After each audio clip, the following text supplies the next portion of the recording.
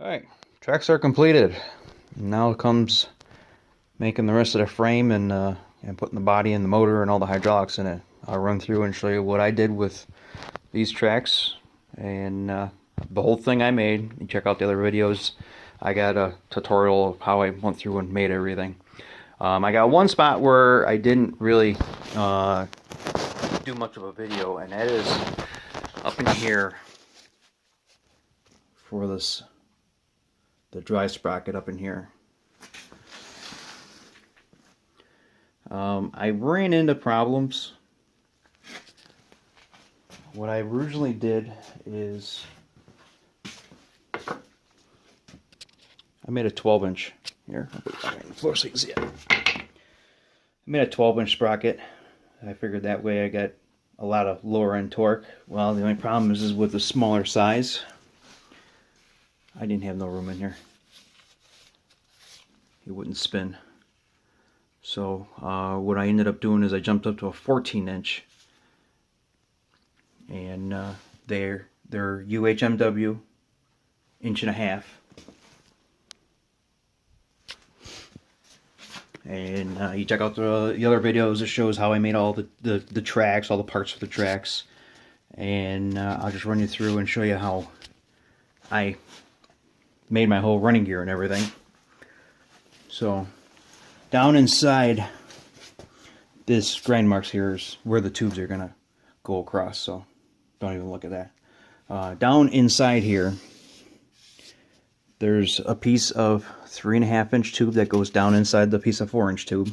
This is all quarter wall material.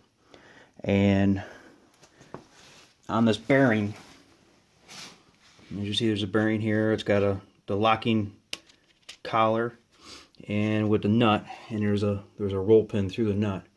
Now that shaft goes 3/4 of the way down this tube, and on the other end of this tube I threw it up on the lathe and I put a corkscrew on it. And in the piece of 3.5 inch tube, there's a cage nut that floats around inside there.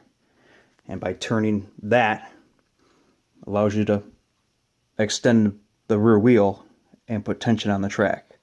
And then when I'm all done, all I gotta do is just tighten that nut or that bolt there, and it squishes the back of the tube, and it keeps it nice and tight. And I went through and I put, there's grease fittings on everything for this thing. I made a little bogie, and it just goes back and forth.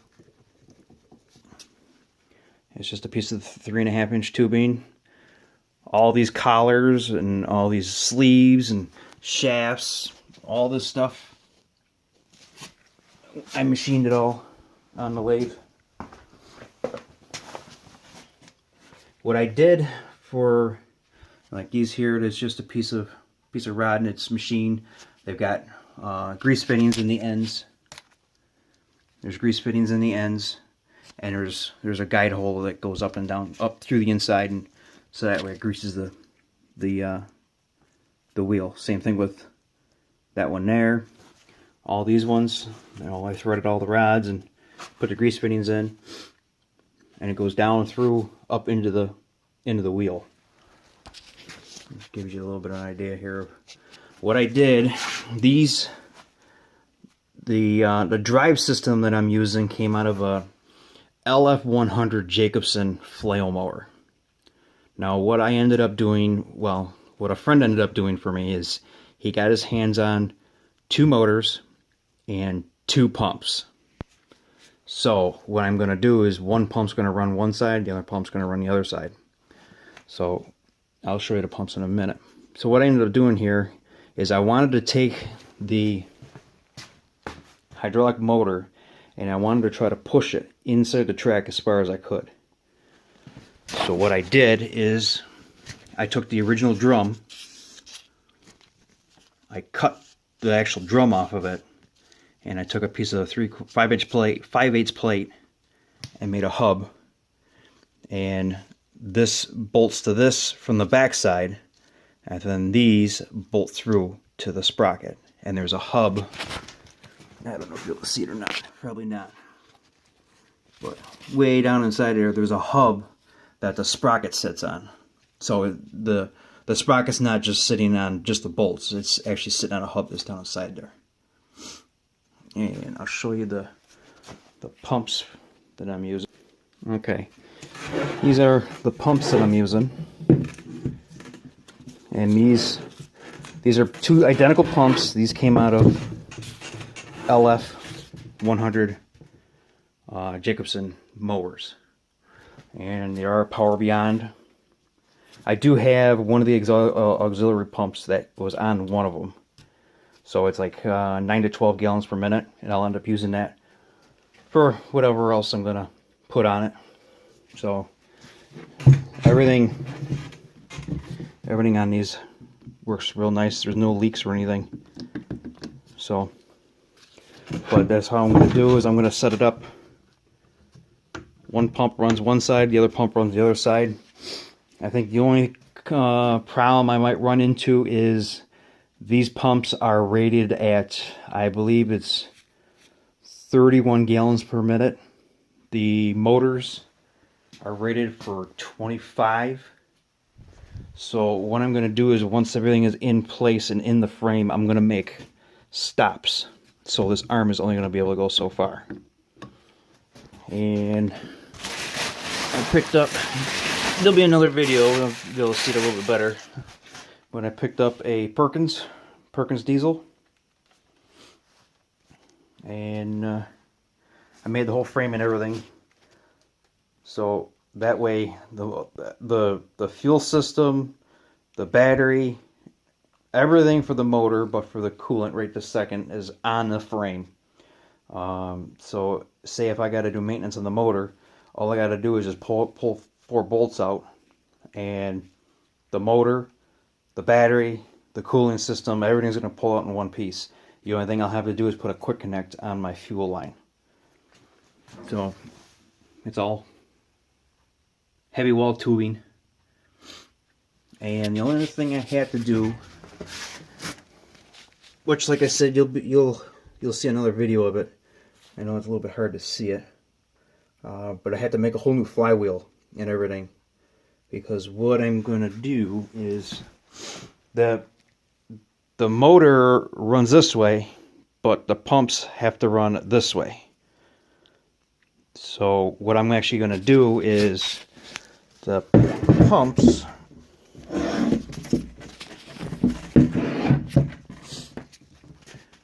are going to be mounted that direction, and a motor is going to be pointing that direction, just the way you see that sitting, just like that.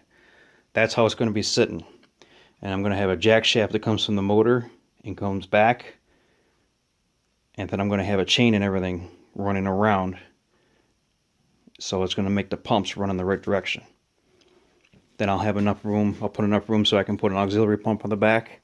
So the pumps are actually going to be like pointing, the back of the pumps are going to be pointing towards the motor. So I got the jack shaft, the bearings, and I picked up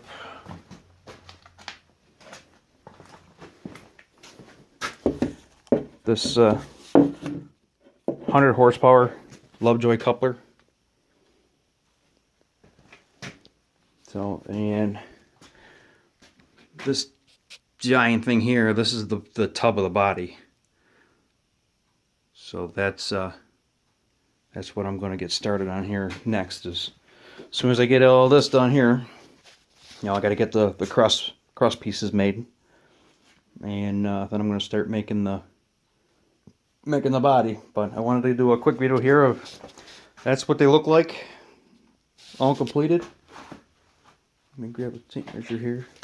They're like 6'6" long, and about 35 inches tall at the high point. So they move very. I mean, you can grab a hold of it, and you can roll it, and it rolls really nice. So the only thing I'm concerned about, which a buddy pointed out to me too, is these tires. These are pneumatic tires. So the only thing I'm really worried about is the sidewalls on these, because they're only 2-ply. So it's going to be one of them trial and error.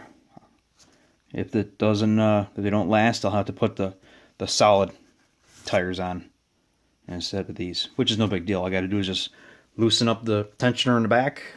The track will droop, and then I can pull the tires off and put new ones on. So, and these ones here, these tires came from Harbor Freight, and I tossed them up on the lathe. I machined there was like a cup, just like a way a tire is, you know, the way it's cupped. So I put it up on the lathe and I made it flat, so that way it, you know, runs down through the center. Like I said, they're just it's just an idler, just to keep the track sitting up. So that's it. Stay tuned. Yeah, sorry I can't get a very good picture. My garage is kind of tiny. So that's it. And like all this stuff here, this was all cut on my mini graph machine. It's all 5/8 plate. Those are 3/8. This one here is 5/8. Like I said, I got a mini graph machine, so I just made all the patterns out and cut them out and weld them all together. So that's where I stand right now.